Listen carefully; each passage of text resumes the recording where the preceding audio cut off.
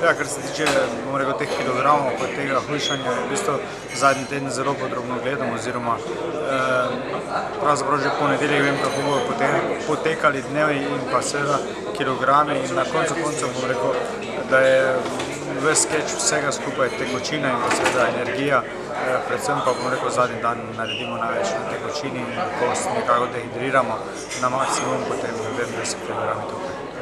Katera je recimo tista hrana, ki jo najbolj pogrešaš med tem hujšanjem? Je to mogoče hitra hrana ali pa kaj drugega? Jaz bom rekel, čisto običajna domača hrana, se pravi od mesa do mogoče krompirja, rib in podobno, v seveda takih količinah, kot bi si zaželel.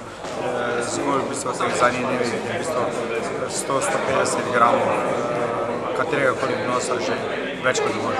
Je to v bistvu težko prenašati? Mislim, to lahko se s čim potem drugim zamotiš, da ne misliš na hrano? Jaz bom rekel, da samo prehrano ni težko prenašati. Večja težava so seveda tekočina, tista, katera bom rekel vzame fokus oziroma iztrpnost in vse ostalo.